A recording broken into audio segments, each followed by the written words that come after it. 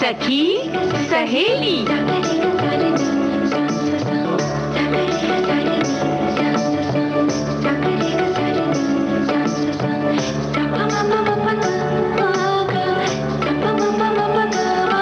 सखी सहेली।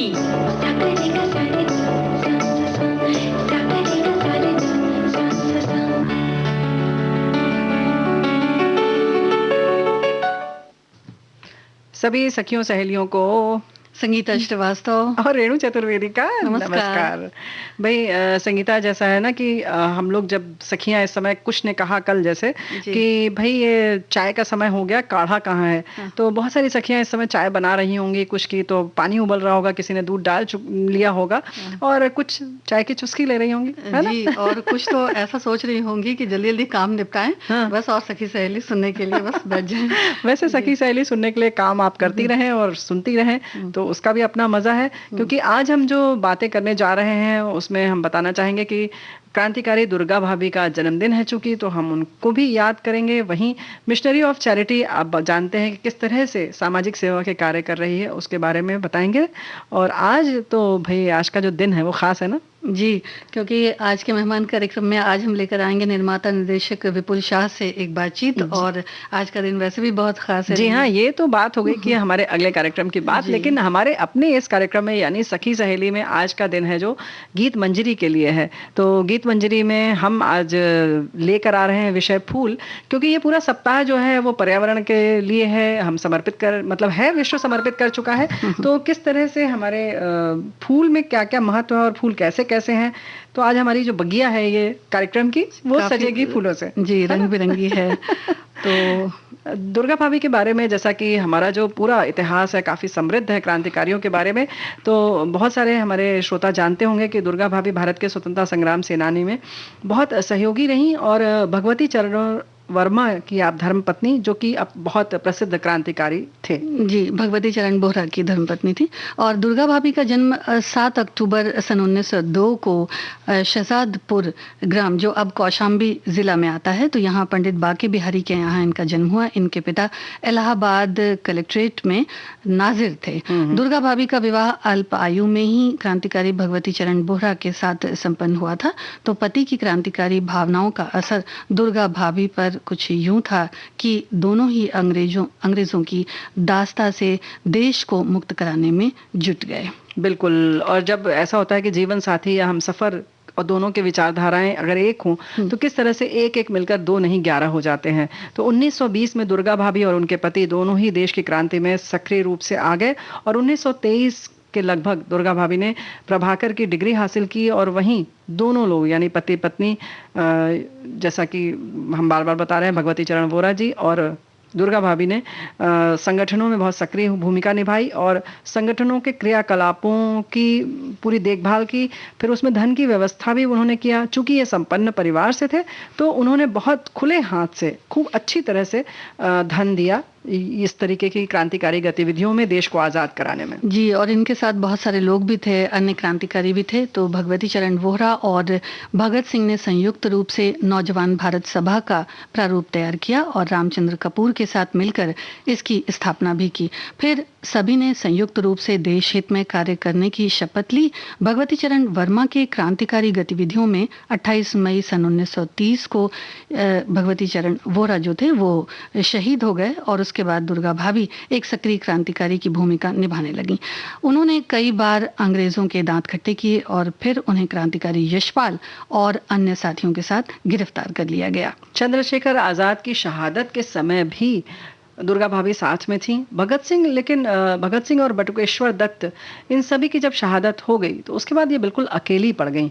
और जब गिरफ्तारी हुई तो रिहाई के बाद वो अपने बेटे शचींद्र को लेकर दिल्ली चली गई और दिल्ली से बाद में फिर लाहौर गई और वहां उन्हें ब्रिटिश हुकूमत ने 3 साल तक नजरबंद रखा। जी, और लाहौर से फिर जिला बदर किया गया उन्हें और उसके बाद वो 1935 में प्यारे लाल कन्या विद्यालय जो गाजियाबाद में था, वहाँ अध्यापिका की नौकरी उन्होंने की और इस बीच वो मद्रास भी गईं क्योंकि वो अलग अलग जगहों पे जाया करती थीं। तो यहाँ मारिया मॉन्टेसरी पद्धति का प्रशिक्षण उन्होंने लिया और 1940 में लखनऊ में कैंट रोड पर 5 बच्चों के साथ वहाँ वो रहती थीं और 5 बच्चों के साथ मॉन्टेसरी विद्यालय उन्होंने वहाँ पर शुरू किया और 14 अक्टूबर सन 1999 को गाजियाबाद में दुर्गा भाभी का निधन हो गया, या यूं कहें कि उन्होंने अंतिम सांस ली, और उनकी स्मृति को, उनके कार्यकलापों को हम शत शत नमन करते हैं और उन्हें श्रद्धांजलि देते हैं। पासे सभी उलट गए, दुश्मन की चाल के अक्षर सभी पलट गए, भारत के भाल के मंजिल पे आया मुल्क हर बला को टाल के, सदियों के बाद फिर उड़े बादल गुलाल के। हम लाए हैं तूफान से किश्ती निकाल के, इस देश को रखना मेरे बच्चों संभाल के। हम लाए हैं तूफान से किश्ती निकाल के, इस देश को रखना मेरे बच्चों संभाल के। तुम ही भविष्य हो मेरे भारत विशाल के, इस देश को रखना मेरे बच्चों संभाल के। हम लाए हैं तूफान से किश्ती निकाल के, इस देश को रखना मेरे बच्चों संभाल के।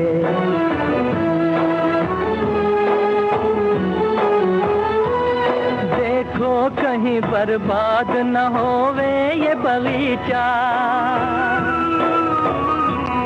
देखो कहीं बर्बाद न होवे ये बगीचा, इसको हृदय के खून से बापू ने है सींचा।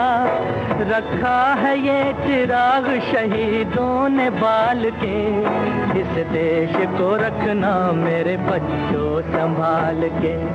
हम लाए हैं तूफान से किश्ती निकाल के, इस देश को रखना मेरे बच्चों संभाल के।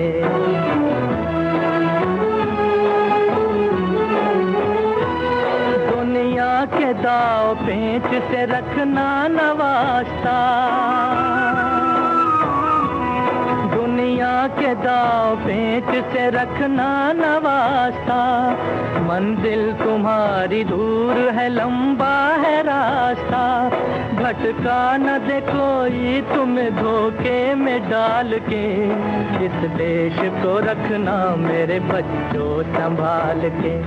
हम लाए हैं तूफान से किश्ती निकाल के, इस देश को रखना मेरे बच्चों संभाल के।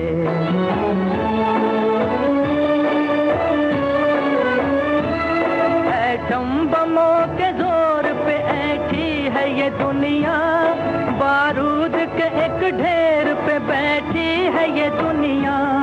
एटम बमों के जोर पे ऐठी है ये दुनिया, बारूद के एक ढेर पे बैठी है ये दुनिया। तुम हर कदम उठाना जरा देख भाल के, इस देश को रखना मेरे बच्चों संभाल के। हम लाए हैं तूफान से किश्ती निकाल के, इस देश को रखना मेरे बच्चों संभाल के।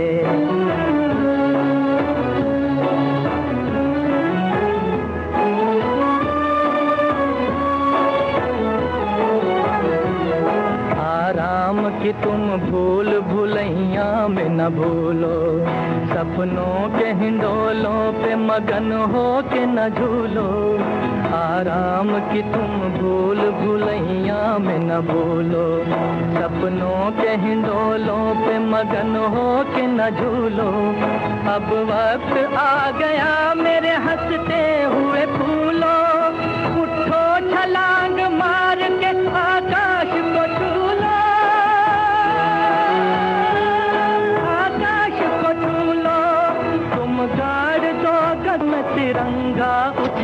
के, इस देश को रखना मेरे बच्चों संभाल के। हम लाए हैं दूर किश्ती निकाल के, इस देश को रखना मेरे बच्चों संभाल के।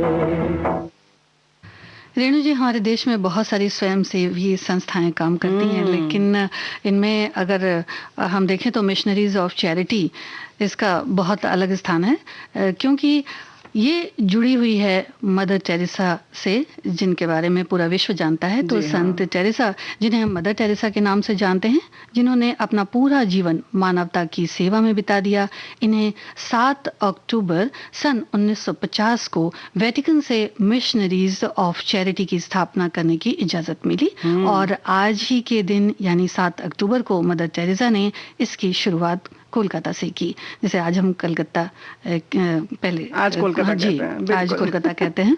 तो इस संस्था में पहले सिर्फ 13 सदस्य थे, लेकिन आज इससे काफी लोग जुड़ चुके हैं और विश्व के 120 से भी अधिक देशों में विभिन्न मानवीय कार्यों में संलग्न 4500 से भी अधिक लोग इस मंडली में हैं। और जिस तरह से ये कार्य कर रहे हैं, सभी जानते हैं कि ये विश्व भर में गरीब, बीमार, शोषित और वंचित लोगों की सेवा और सहायता में अपना योगदान देते हैं, और साथ में शरणार्थियों, अनाथों, दिव्यांगजनों और युद्ध पीड़ितों, वयस्कों, एड्स और अन्य घातक बीमारियों, कुछ तो ऐसी जो कि बीमारियां हैं जो कि जिससे लोग घबराते हैं, ऐसी घातक बीमारियों से पीड़ित लोगों की भी सेवा करते हैं। और इसके अलावा ये अनाथ बेघर बच्चों की शिक्षा, उनके भोजन की व्यवस्था करते हैं, और अनेक अनाथ आश्रम, वृद्धाश्रम, अस्पताल भी ये उसका संचालन करते हैं। जी, मिशनरीज करती हैं संचालन। और मदर टेरेसा जो बहुत सारे जगहों पर काम भी किया करती थी, इनमें धर्मार्थ केंद्र भी थे, और जिनका संचालन आज भी होता है, और अलग अलग संस्थाएं भी इससे जुड़ी हुई हैं।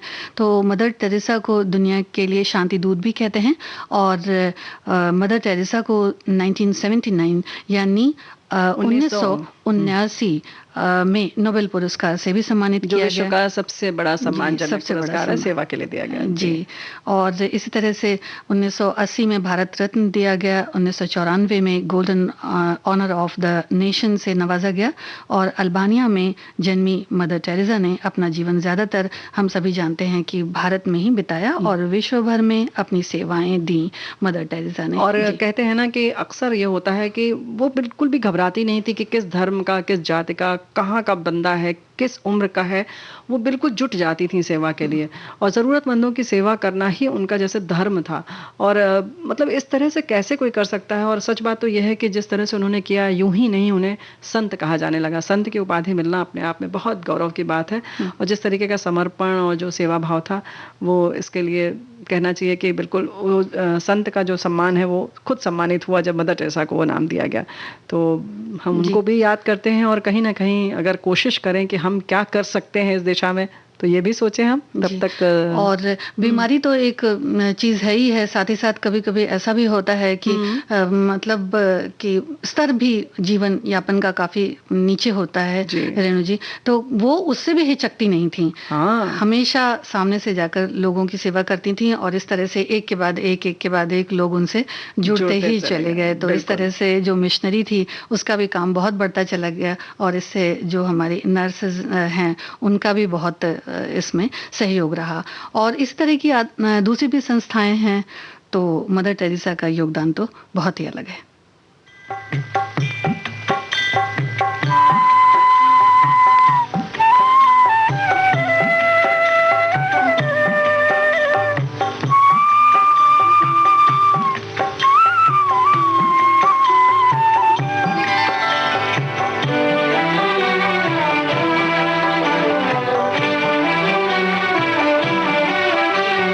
नदियाँ न पिए कभी अपना जल, वृक्ष न खाए कभी अपने फल। नदियाँ न पिए कभी अपना जल, वृक्ष न खाए कभी अपने फल। अपने तन का, मन का, धन का दूजों को दे जो दान है, वो सच्चा इंसान, अरे इस धरती का भगवान है। नदियाँ न पिए कभी अपना जल, वृक्ष न खाए कभी अपने फल।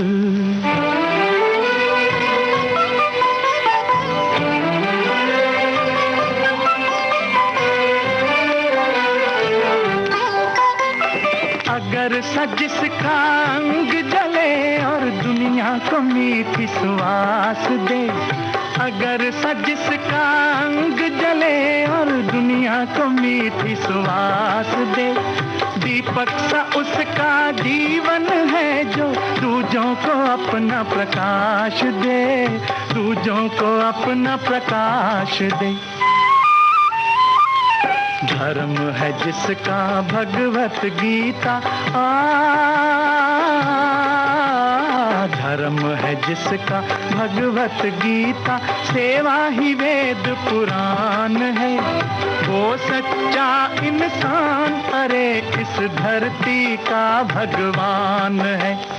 नदियाँ न पिए कभी अपना जल, वृक्ष न खाए कभी अपने फल।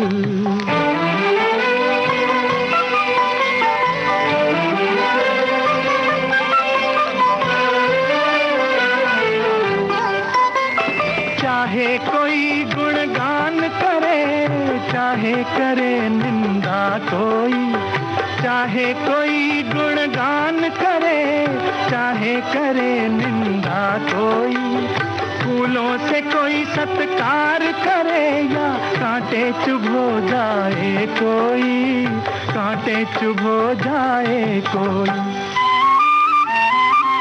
मान और अपमान ही दोनों मान और अपमान ही दोनों जिसके लिए समान है, वो सच्चा इंसान अरे इस धरती का भगवान है। नदियाँ न पिए कभी अपना जल, वृक्ष न खाए कभी अपने फल, अपने तन का मन का धन का दूजों को दे जो दान है, वो सच्चा इंसान अरे इस धरती का भगवान है। नदियाँ न पिए कभी अपना जल, वृक्ष न खाए कभी अपने। फूल कुदरत का एक रंगीन खुशनुमा नज़ारा है। तो भाई आप समझ रहे हैं कि संगीत मंजरी कार्यक्रम हम शुरू करने जा रहे हैं, तो आगाज करते हैं।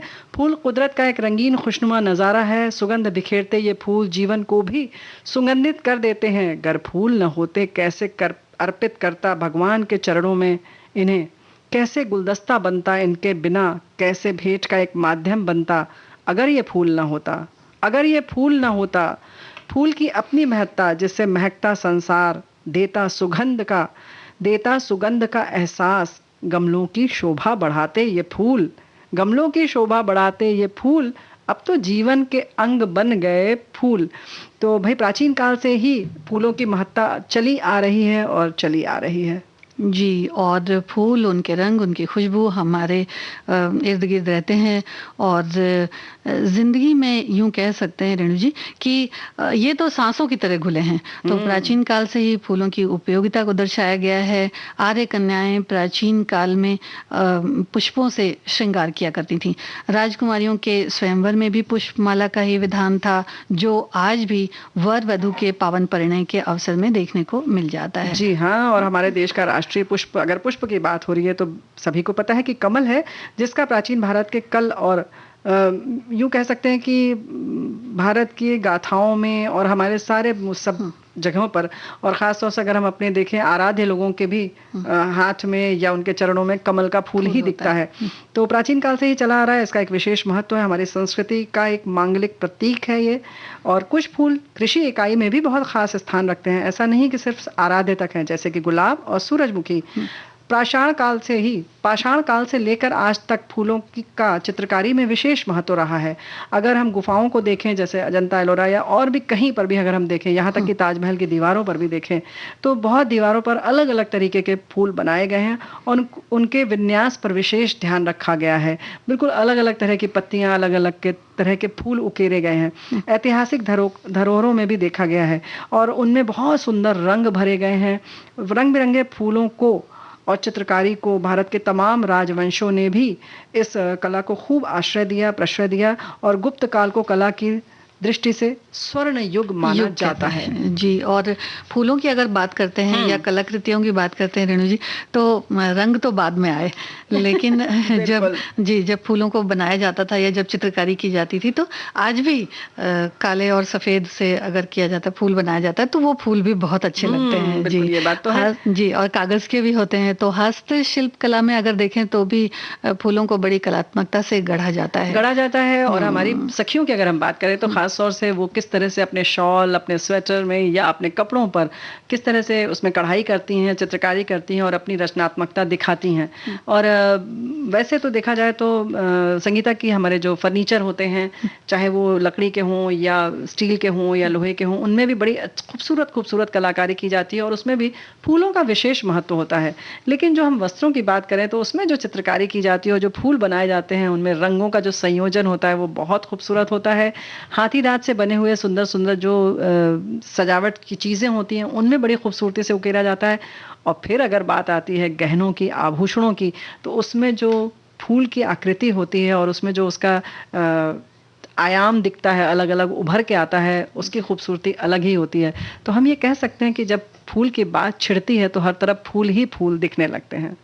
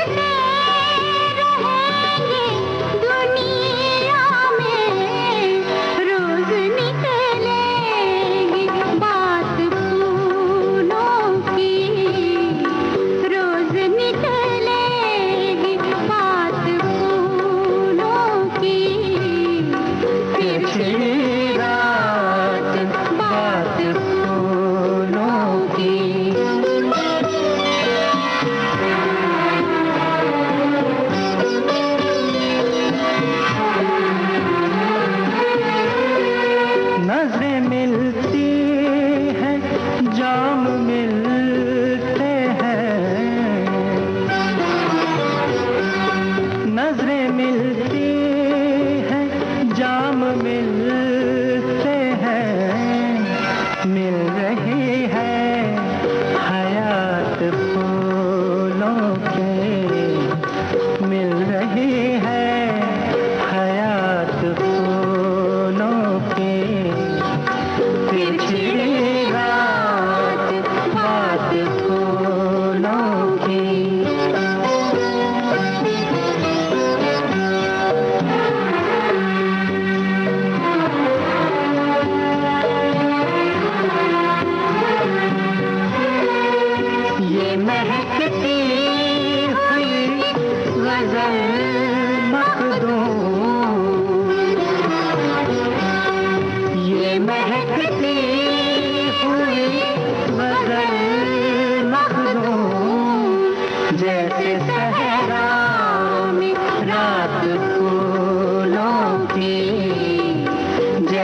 सहरा में रात फूलों की, तिरछी रात बात फूलों की, रात है या बारात फूलों की।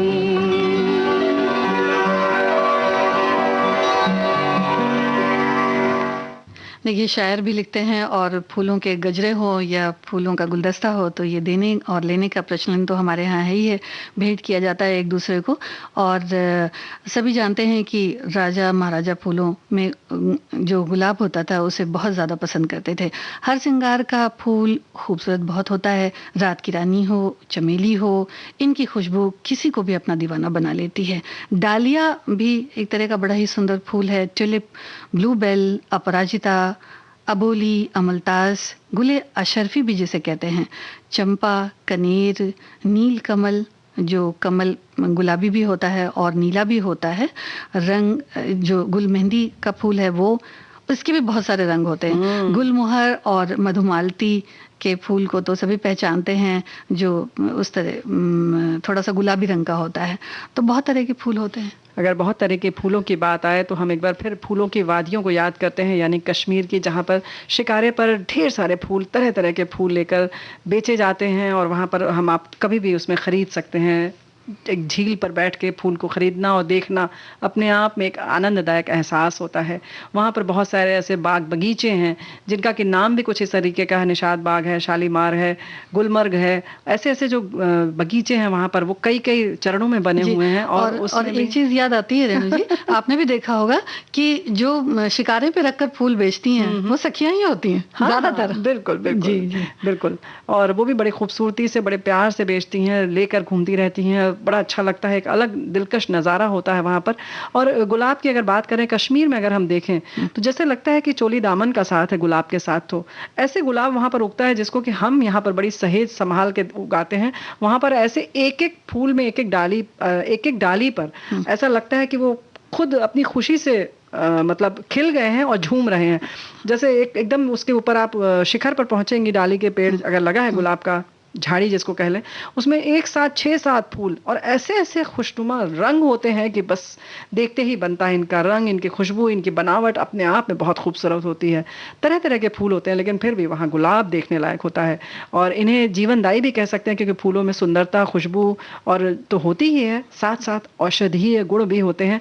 वैसे भी आयुर्वेद में इनकी चर्चा तो विश्वविख्यात है और हमारे देश की धरोहर भी है जी। और इनमें से अगर बात करें तो शतायु में शारीरिक और मानसिक रोगों को दूर करने की क्षमता होती है। हर श्रृंगार का जो फूल होता है जिसको हम पारिजात भी कहते हैं, तो ये जहाँ एक और मन को प्रसन्न करता है वहीं ये भी है कि इसे छूने मात्र से ऐसा कहते हैं कि व्यक्ति की थकान मिट जाती है। यानी उस पेड़ को भी अगर छुएं तो ऐसा लगता है कि थकान मिट गई। और चंपा के फूलों के लिए तो पौराणिक कथाओं में कहावत है कि चंपा तुझमें 3 गुण रंग, रूप और वास। अवगुण तुझमें, चंपा तुझमें 3 गुण, रंग, रूप और वास। हाँ, क्या बात है जी। और अवगुण तुझमें एक ही, भवन ना आए पास। जी। तो ये रूप तेज तो राधिके, अरु भवर कृष्ण के दास। इस मर्यादा के लिए भवर ना आए की पास। चंपा में जी, क्या बात है। यानी रूप तेज तो राधिके, अरुभवर कृष्ण को दास, इस मर्यादा के लिए भवर न आए पास। वाह वाह वाह, क्या बात है। हाँ, और चंपा में पराग नहीं होता, इसलिए इसके पुष्प पर मधुमक्खियां कभी नहीं बैठती। भाई ये तो बात हो गई, लेकिन ये जो बात है ना कि मर्यादा की बात आ गई या भंवरों की जब बात आती है और जो झूलती हुई डालियां होती हैं, जैसे हमने अभी कहा कश्मीर है, ऐसे ही हमारे उत्तराखंड की बात करें या हिमाचल प्रदेश की, तो वहाँ पर भी जिस तरह की फूलों की घाटियां हैं, वादियां हैं, जो नज़ारे दिलकश हैं, देखते बनते हैं। और हरियाली जो होती है पत्तियों की, उनके बीच में जैसे तुमने पहले बहुत सारे फूलों की बात कही, कोई केसरिया होता है तो कोई लाल होता है, गुलाबी होता है, काला होता है। अमलताश की बात करें तो पीले रंग का होता है, या पारिजात की बात करें तो सफ़ेद फूल और उसमें केसरिया डंडी। तो इस तरीके से जब होता है तो बस लगता है कि क्या कहें, बहारों से कह देते हैं कि भाई और ऐसा ही एक गीत सुनवा देते हैं। हाँ, बहारों फूल बरसा दो क्योंकि मेरा महबूब आने वाला है। जी।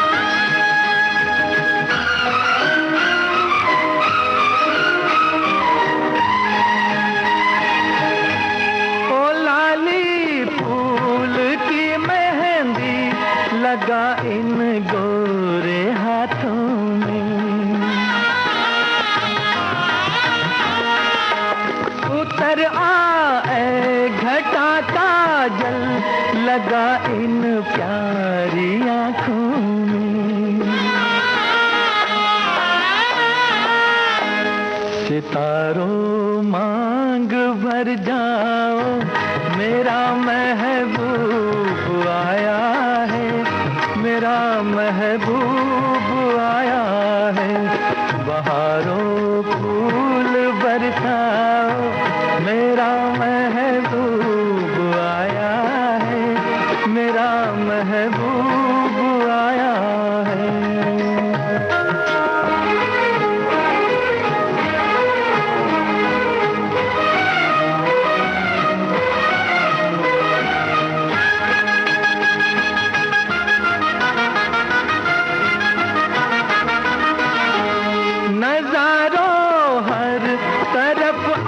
तान दो एक नूर की चादर, बड़ा शर्मीला दिलबर है, चला जाए न शर्मा कर। जरा तुम दिल को बहलाओ, मेरा महबूब आया है, मेरा महबूब आया है। बहारों फूल बरसाओ, मेरा महबूब आया है, मेरा महबूब आया है। बहारों फूल बरसाओ, तरह तरह के रंगों से किस तरह से स्वागत करो मेरे महबूब का, क्या कामना है। बहुत सुंदर गीत। और तरह तरह के जब फूलों की बात आती है तो चांदनी का फूल जैसे होता है, इसको टगर भी कहते हैं बहुत सारी जगहों पर, और इसकी जो कली होती है बड़ी प्यारी होती है। इससे तरह तरह के गहने भी बनाए जाते हैं और सावन में खास तौर से उससे बच्चियों का श्रृंगार किया जाता है।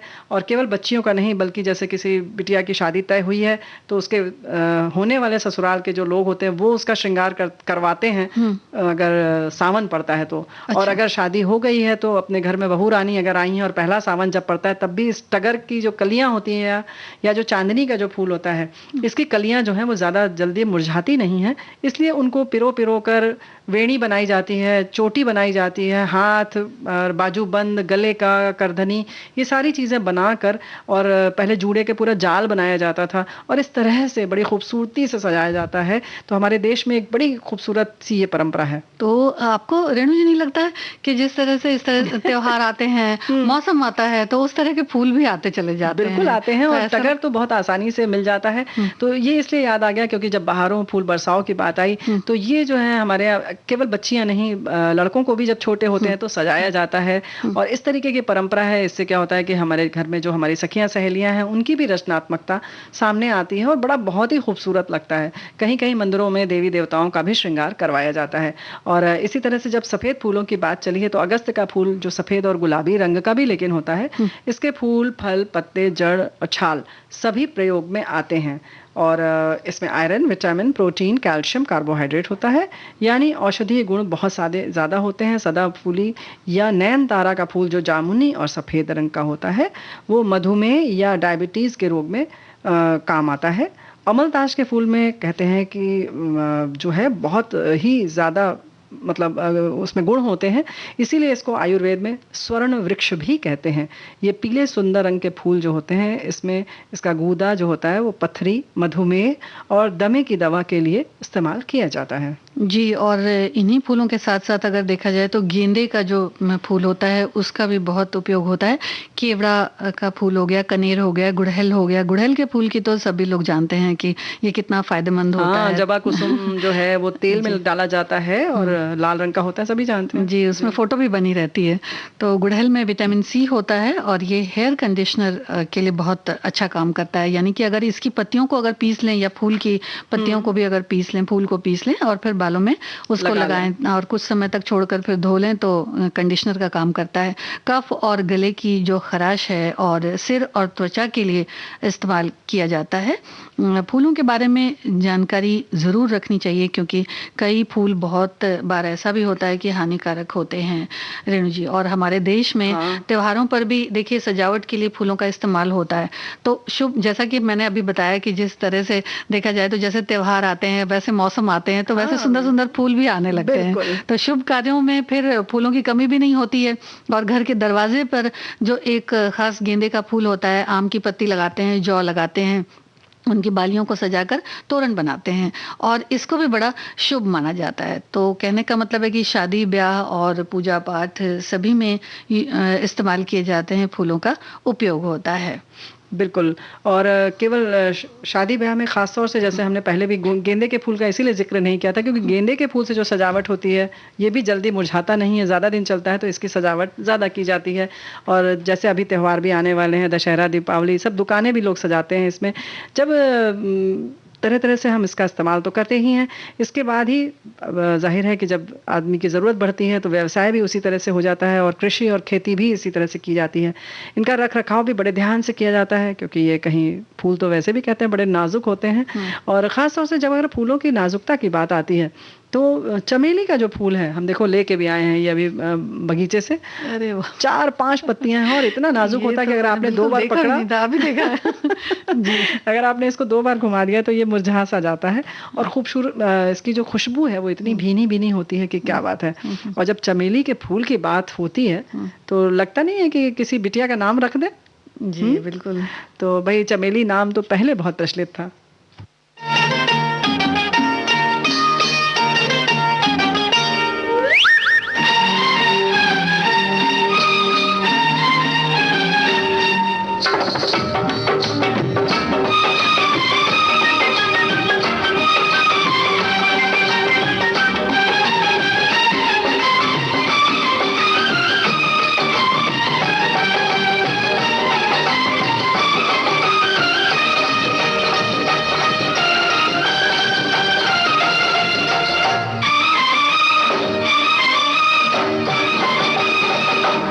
मेरा नाम है चमेली, मैं हूँ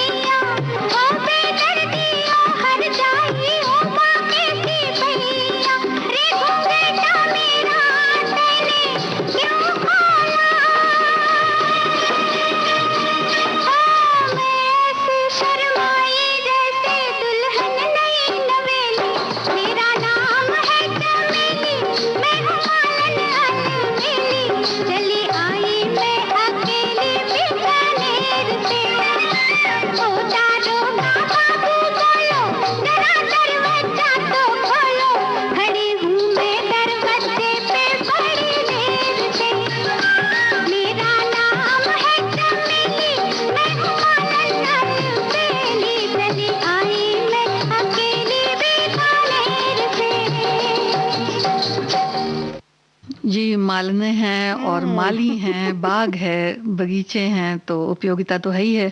फूलों की उपयोगिता, इनकी सुंदरता, इनकी खुशबू देश विदेश तक फैली हुई है, सभी जानते हैं। और बहुत जगह बड़े सुंदर सुंदर बाग भी हैं, तो कवियों ने भी अपनी रचनाओं में फूलों को बड़ी तरजीह दी है रेणु जी। हाँ। तो जैसा कि कई बार हमने बचपन में भी पढ़ा है, और पुष्प की अभिलाषा, जिसे माखनलाल चतुर्वेदी जी ने लिखा है कि फूल भी अपनी अभिलाषा रखता है। तो फूल ये कहता है, जैसा कि वो लिखते हैं कि चाह नहीं, वैसे हमारी सखियां जानती ही होंगी इस कविता को, लेकिन फिर भी बताना चाहेंगे कि लिखा है उन्होंने इतना प्यारा कि चाह नहीं मैं सुरबाला के गहनों में गुथा जाऊं, चाह नहीं प्रेमी माला में बिंद प्यारी को ललचाऊं, चाह नहीं सम्राटों के शव पर हे हरि डाला जाऊं, चाह नहीं देवों के सिर पर चढ़ूं भाग्य पर इठलाऊं, मुझे तोड़ लेना बनमाली उस पथ पर देना तुम फेंक, मातृभूमि पर शीश चढ़ाने जिस पथ जावें वीर अनेक। तो फूल ये चाहता है कि उसकी ये अभिलाषा है कि वो वीर सैनिकों को ही समर्पित होना चाहता है। ये कविता तो माखनलाल चतुर्वेदी जी ने लिखी और वाकई बहुत ही स्मरणीय कविता है।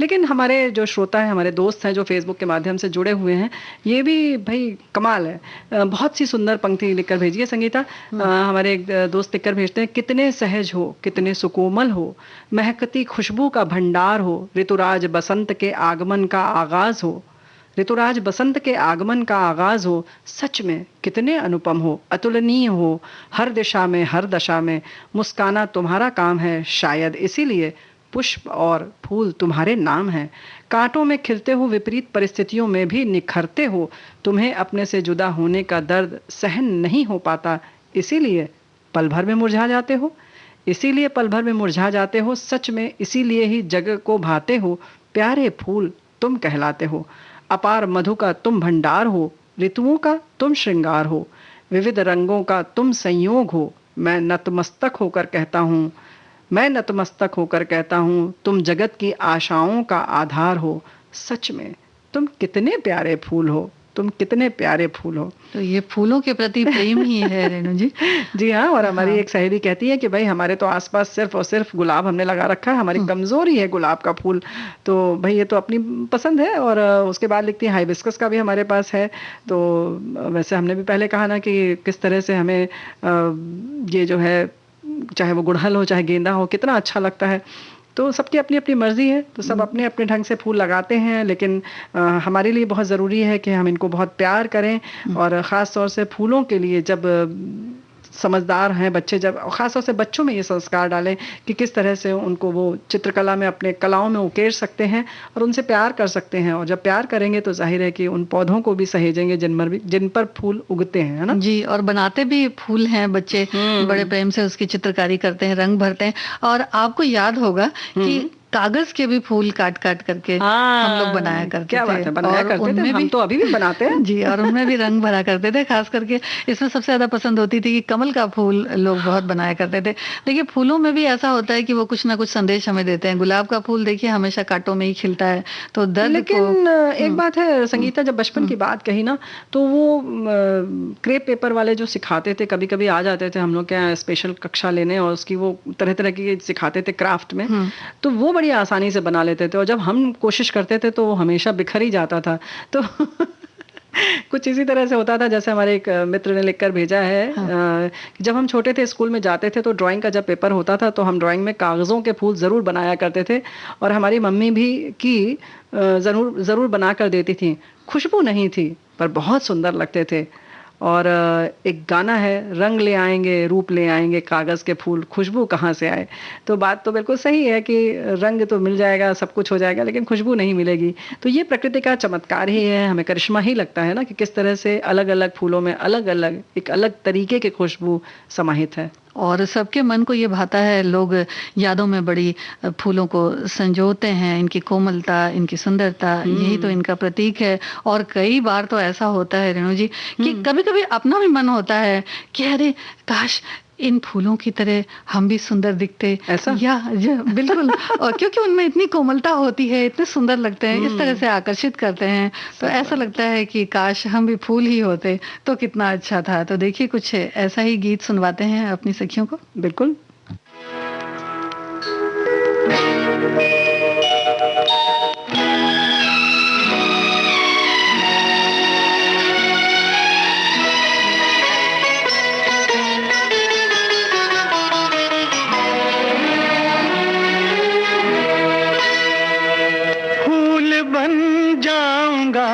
शर्त ये है मगर फूल बन जाऊंगा, शर्त ये है मगर अपनी जुल्फों में मुझको सजा लीजिए, अपनी जुल्फों में मुझको सजा लीजिए। ख्वाब बन जाऊंगी, शर्त ये है मगर, ख्वाब बन जाऊंगी, शर्त ये है मगर अपनी आँखों में मुझको बसा लीजिए, अपनी आँखों में मुझको बसा लीजिए।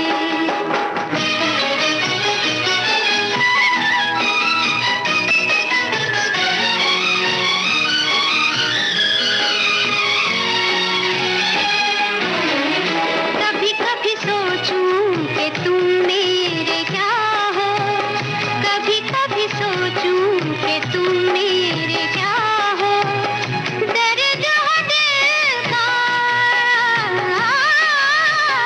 दर्द हो दिल का या तुम दवा हो।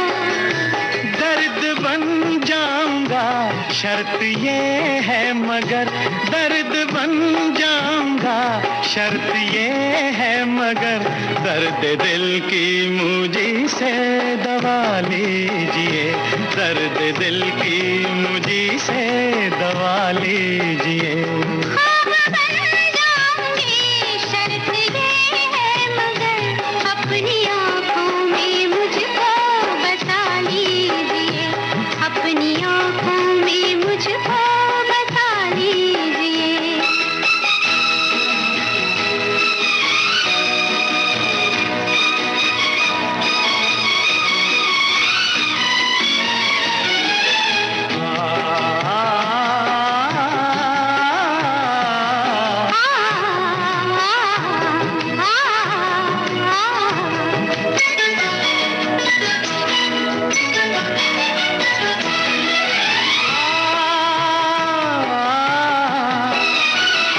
तुमने चाहा था अफसाना मैं बन गया, तुमने चाहा था अफसाना मैं बन गया, बैठे बिठलाए दीवाना मैं बन गया। होश में लाऊंगी, शर्त ये है मगर होश में लाऊंगी, शर्त ये है मगर एक सिवा मेरे सब कुछ भुला दीजिए, एक सिवा मेरे सब कुछ भुला दीजिए, अपनी आँखों में मुझको बसा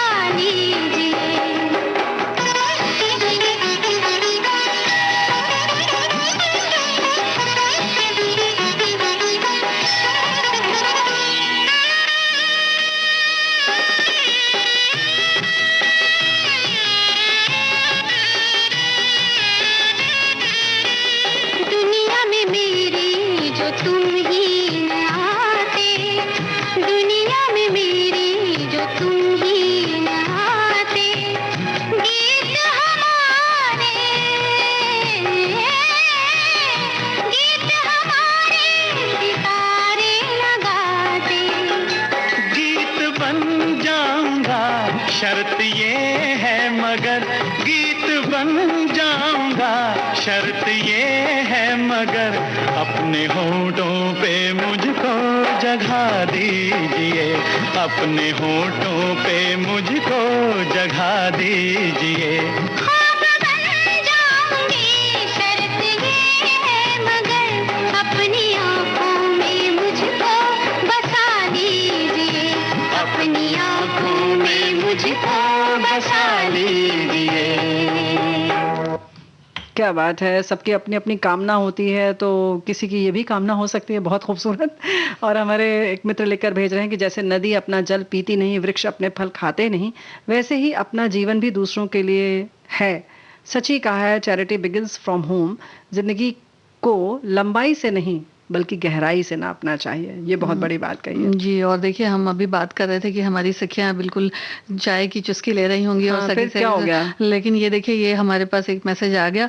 हमारे एक श्रोता लिखते हैं कि मतलब हमें तो चाय मिलती है शाम 5 बजे, वो भी खुद ही बनानी पड़ती है। अच्छा, तो मुझे एक बात ये नहीं समझ में आया कि मिलती है तो फिर खुद ही बनानी पड़ती है, तो यानी कि आप खुद ही बनाते हैं तो मिलती कैसे है? मिलती तो वो चीज़ होती है जब कोई दूसरा देता है। तो अगर आपको खुद पीनी है तो आप पी लीजिए फटाफट। लेकिन वैसे भी आज के मेहमान कार्यक्रम सुनने के बाद भी पियेंगे तो उतना ही मजा आएगा, है ना? बिल्कुल, और नहीं तो क्या। क्योंकि देखिए जो कार्यक्रम हम लेकर के आते हैं, जो संजोते हैं, वो भी अपने आप में बड़ा खास होता है। जी तो हाँ। चाय की चुस्की के साथ साथ कार्यक्रम भी सुन लिया जाए और साथ में चाय भी हो जाए, तो जी क्या हाँ। फर्क पड़ता है कि किसी ने बना के दे दी या खुद ने बना ली। हाँ, हो सकता है इन्हें खुद अपनी ही पसंद हो बहुत ज़्यादा। ऐसे ही हमारे एक मित्र लिखकर कह रहे हैं कि आपने कार्यक्रम में उत्तराखंड की बात की, बहुत अच्छा लगा। क्योंकि हमारे यहाँ पर प्रकृति में बहुत सारे रंग बिरंगे फूल हैं जिन्हें कोई माली नहीं, प्रकृति ही सजाती है, संवारती है। फूलों से संदर्भित एक कहना है उत्तराखंड में कि जहाँ पर अधिक फूल होते हैं वहाँ पर परियां निवास करती हैं। परियां निवास करती हैं। और उत्तराखंड की जैसे आपने बात की थी रेणु जी, तो हम श्रोता तो जानते ही होंगे कि बहुत सारी नदियां हैं वहां पर।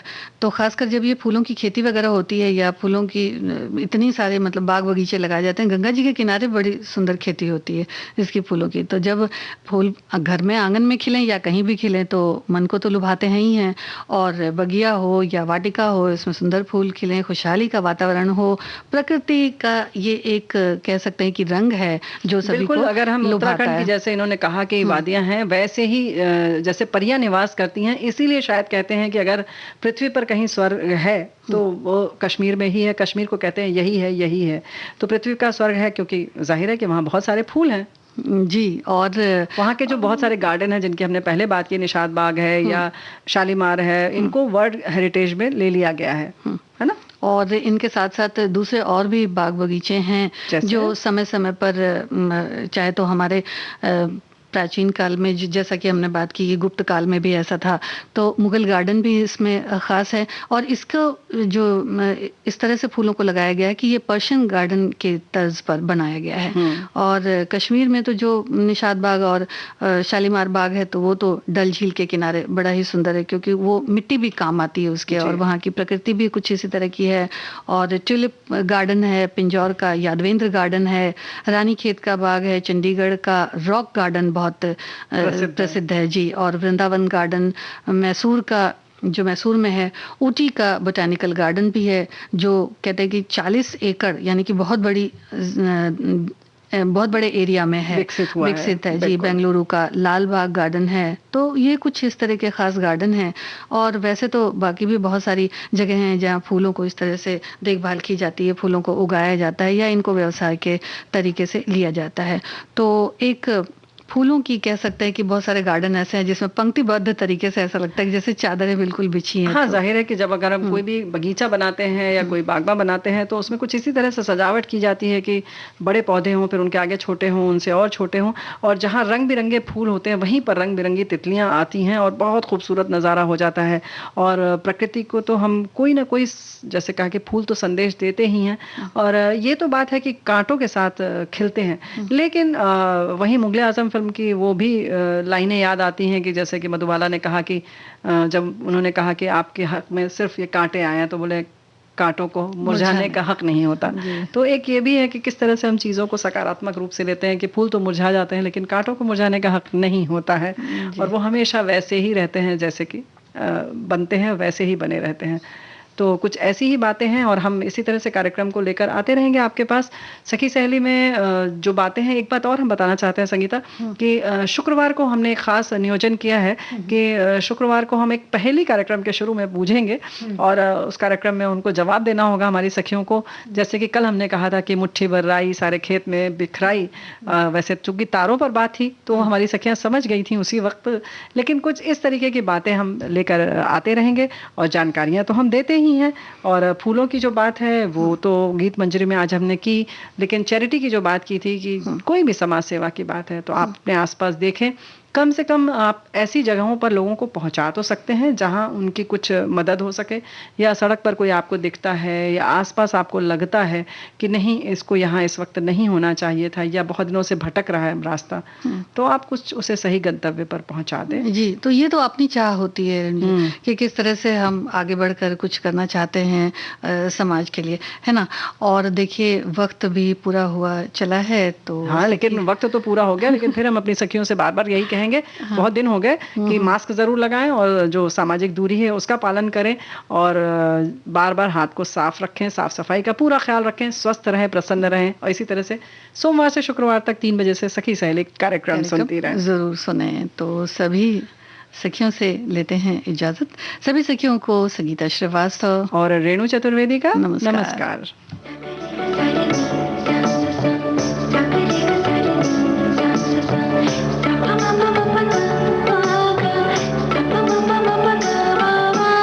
सखी सहेली।